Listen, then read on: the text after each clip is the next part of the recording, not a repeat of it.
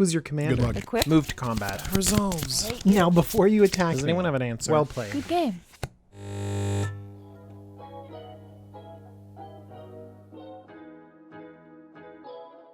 Why, hello all you charming people out there. My name is Jumbo Commander, and today I have a deck tech featuring Ramos Dragon Engine. Ramos Dragon Engine is 6 mana for a 4/4 legendary artifact creature dragon with flying. Most importantly, whenever you cast a spell, put a +1/+1 counter on Ramos Dragon Engine for each of that spell's colors. Remove 5 +1/+1 counters from Ramos and add white, white, blue, blue, black, black, red, red, green, green to your mana pool. Now you can only activate this once each turn, but that's an incredible activation.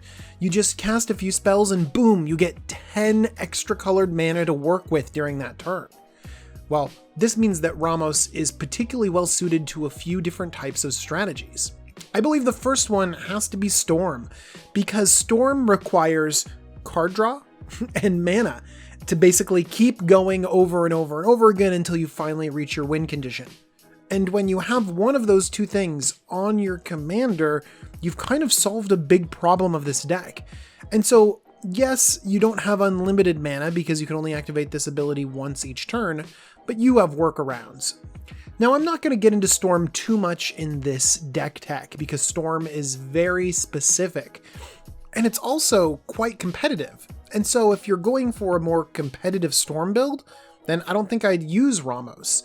But if you're going for a non-competitive, more fun Storm build, that doesn't exist. Stop fooling yourself.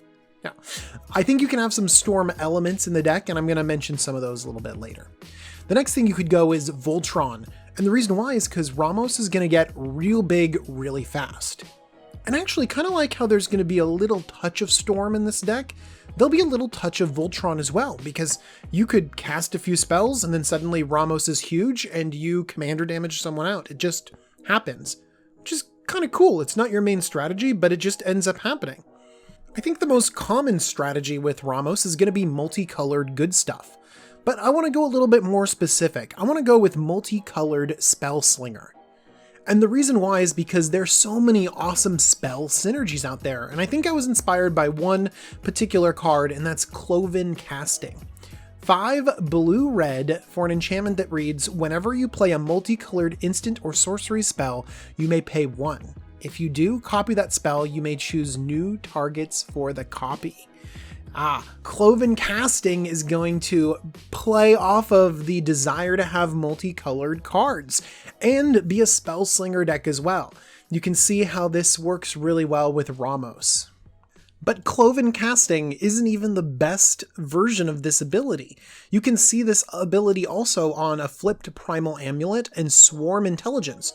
Swarm Intelligence also is 7 CMC, and it just automatically copies your spells. You don't have to be multicolored, and you don't have to pay 1 extra. So we can see how Cloven Casting might be a little bit out of date.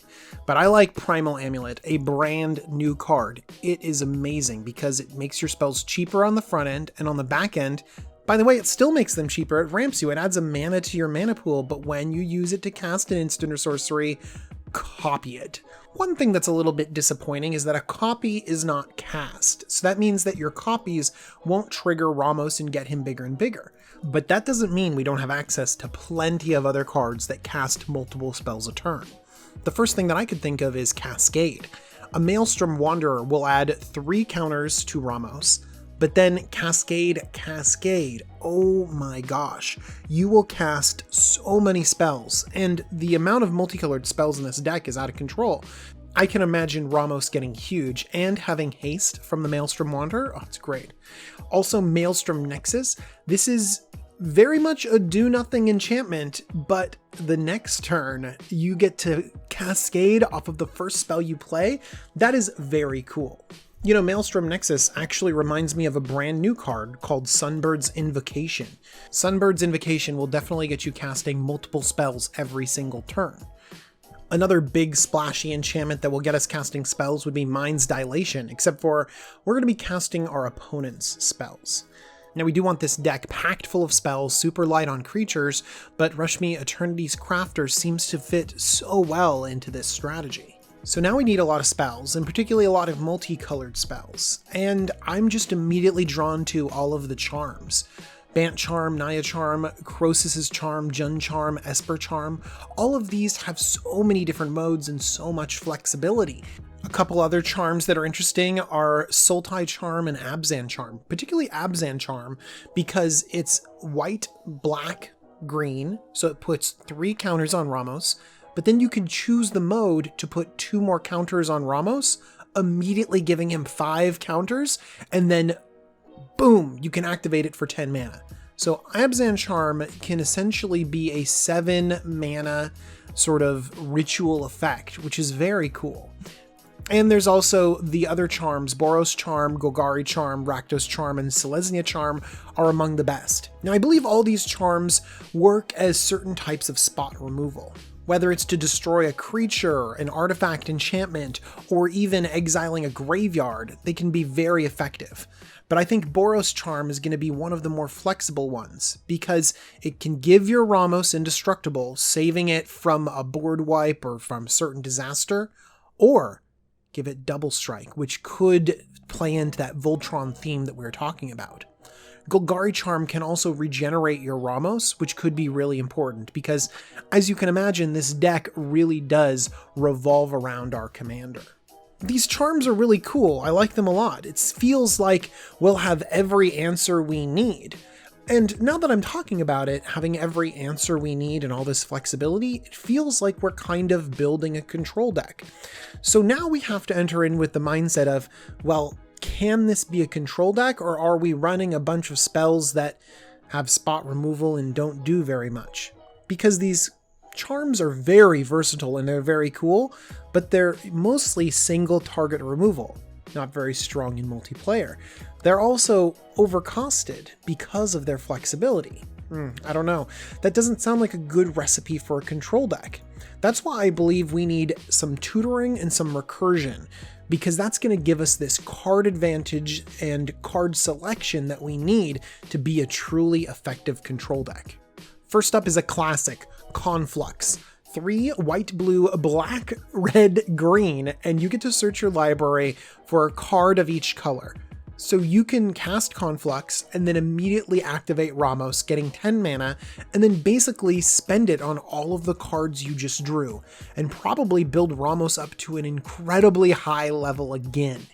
Firemind's Foresight is a tutor, but it only tutors for instants, but all of the charms are instants. So you can get whatever 3 mana charm you want, whatever 2 mana charm you want, and then there's a lot of really strong 1 mana spells like fireball effects that could really close out the game and be very powerful. I also need to introduce you to a card called Guided Passage. It's very fun and very good, but not a lot of people play with it. It is blue, red, green. Reveal the cards in your library. Okay, basically you give your deck to an opponent, and your opponent gets to get you a creature card, a land card, and a non-creature, non-land card. And then they give you those 3. So essentially they're going to be picking your 3 worst cards and giving it to you, but you're getting 3 cards for 3 mana. And sometimes you can have a very political angle to this. You give it to your opponent and say, you need to give me a board wipe or else the game's over. You can also manipulate this a little bit by only having a few creatures in your deck. Let's say that you only have 2 or 3 creatures in your deck, and Guided Passage will get you one of those critical pieces. This is 3 mana for 3 cards. I think it's great. The next card is Bring to Light, and I have to explain how good this card is.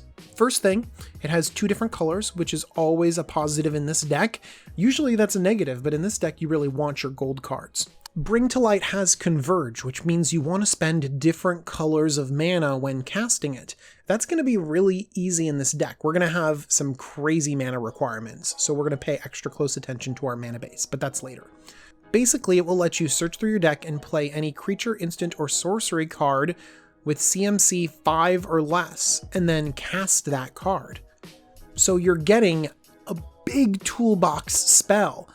For 5 CMC, yes, you're able to cast a Wrath or any of your charms. It's very powerful, but also it will let you cast that thing as well. So Bring to Light can search up the most critical card that you need, but then you also cast that card, letting Ramos trigger again. So Bring to Light is another thing that can almost always get your Ramos completely activated with a single card, and that's really valuable. Unexpected Results sometimes does that too. This is just a fun card. Remember, we have a lot of high CMC spells in here because we have all those like swarm intelligences and crazy sorceries and instants. So Unexpected Results says 2 green-blue, shuffle your library and then reveal the top card. If it's an online card, you may cast, love that it says cast it without paying its mana cost. If it's a land card, put it on the battlefield and return Unexpected Results to its owner's hand. So you're going to get to cast something for free. This is actually not very good in this deck, and here's why. The charms are very situational, and I run so many charms. So Unexpected Results doesn't work that well, but I'm going to include it anyways because it's so much fun. I'd like you to notice the type of tutors that are in this deck. They're very different than the classic demonic tutor. And remember, this is a multicolored deck. You could run any tutor you want. And yeah, those other tutors might be more powerful, but come on. You know you want a Conflux for 5 cards. Next up, we have a little bit of recursion. It's kind of tutoring your graveyard. Okay, Mizzix's Mastery can just be insane. If you are using Ramos's activation and trying to cast Mizzix's Mastery for its overload cost, you will need to pay attention to that extra red you need, because its overload is 5 red, red, red. But for 8 mana, you get to exile all of your instants and sorceries from your graveyard and then cast those without paying their mana cost. And this is another thing that says cast. So imagine you're just activate Ramos and then you just exile all of your instant sorceries and just go crazy. This, that, this, that, this, that. And then I can't even imagine how big Ramos will be. That's definitely someone dead with commander damage and probably someone crippled from all of the spells you just cast. We can also run Mystic Retrieval, which is a very good value spell. It just returns the cards to your hand and has flashback. No! Forget about Mystic Retrieval. We need Mizzix's Mastery to go crazy. Alright, speaking of which, we can also play a card like Spelltwine, which gets a card from your graveyard and someone else's graveyard. But again, you cast these spells, giving you more mana to do more things. And Diluvian Primordial might be one of those key creatures I was talking about. It's an insane creature because it casts a spell from each of your opponent's graveyards. Oh my gosh, it has tons of value, but it also has the ability to grow Ramos like crazy. I also want to talk about a few other creatures, Torrential Gearhulk and Goblin Dark Dwellers, giving you great advantage. Torrential Gearhulk can hit all of your charms because they're all instants. Goblin Dark Dwellers can hit all of your charms too. Now I like these cards because they can come down and you don't need to pay extra mana to get that extra cast. But there are other cards that can help out too, like Snapcaster Mage, Possessed Scab, Izzet Chronarch. Like I said earlier, I'm going to be very selective about the creatures I decide to put into this deck. I know that all of these have tremendous value, but I'd rather have spells recur my spells than creatures because of the synergies I've already established. But there is one creature I think I will include, and that's Kess, Dissident Mage. 3 different colors of mana, it's exactly what I want, and each turn I get to recast 1 instant or sorcery from my graveyard. That's the kind of recursion that can end a game really quickly. Now, how are we going to cast all of these spells? Well, I assume we're going to have a crazy mana base, and we're going to have all sorts of ramp, and that's true. One set of cards that I'm particularly interested in is Sylvan Reclamation, Ancient Excavation, and Treacherous Terrain. This was a series of cards from Commander 2016 that I have fallen in love with, and the reason why is their tremendous flexibility. Sylvan Reclamation critically exiles up to 2 target artifacts and/or enchantments. Ancient Excavation can dump things into your graveyard while searching for that card you really need, and Treacherous Terrain can just kill an entire board. But that's not where these cards end. The basic land cycling is critical. In a deck where we have our mana truly stretched, these cards can be easily traded in for a basic land, allowing you to develop the mana you need to cast the spells that are much more important. Prismatic Geoscope will often tap for 5. That's pretty good. Crystalline Crawler also can take advantage of Converge. That's where you pump multiple colors of mana into its casting cost, giving it many +1/+1 counters and allowing you to cash that into mana later on in the game. In this deck, you could need big influxes of colored mana, and Crystalline Crawler accomplishes that. This also blends really well with any +1/+1 counter synergies that you might have. Another couple cards that I think are critical would be Chromatic Lantern, just fixes your entire deck. Manamorphose. This puts 2 counters on your commander, changes colors, and ultimately just cycles. So it's really mana and card neutral, and adds counters to your commander. Just a real great include. And then also Gemstone Array. This is very mana inefficient. You have to pump 2 colorless mana in for every colored mana you get out. But the ability to store up mana is going to be really important. Of course, I recommend all sorts of fixing and ramp, especially early plays like Farseek or Cultivate, Kodama's Reach. All that stuff would be really good, and kind of important because many of these cards work really well with your commander, and your commander's a 6-drop. The last card of this category is Trace of Abundance. This will ramp you 1 mana, fix your mana, but most importantly, adds 3 counters to Ramos because it's a Boros and a green in order to cast Trace of Abundance. So now I want to revisit a few more of the controlling aspects of this deck. I think that being able to play at instant speed is going to be very important. So Leyline of Anticipation, Vidalcan Orrery, and Alchemist's Refuge are great cards to have in this deck. Being able to play at instant speeds means that you're reacting to your opponent even if you're playing sorceries. Now, the charms add a lot of flexibility, but there's a few other multicolored cards that I like a lot. Decimate decimates your opponent. There's so much value in that card. Crackling Doom is 3 different colors, which I like, and gets around a lot of the targeted removal that you might have in your deck. Anguished Unmaking is a catch-all. Fractured Identity also exiles anything and is an interesting political card, but if you want to go big with a controlling strategy, you can always cast Cruel Ultimatum. I love it. But a lot of these things are targeted removal. Granted, I think I'm going to include these in my personal deck, but the charms fulfill a lot of those requirements.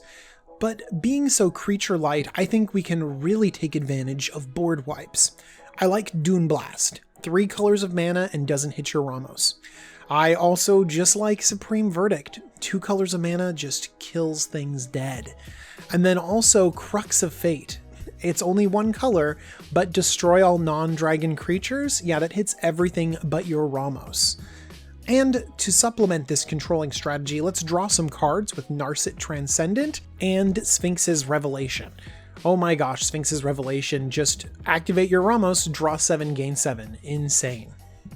Now, one of the keys to making a control deck is making sure you have enough card draw, have enough flexibility, but also tuning it to your meta. So make sure that you take a look at your cards and find out how they line up against your opponent's decks. And it might take a while for you to adjust the spells so that you can properly combat other people's strategies. But you might find that the charms go a long way to giving you the flexibility to answer any situation. Next, I wanted to talk about a few strategies that you could use in this deck. The first up is +1/+1 counters.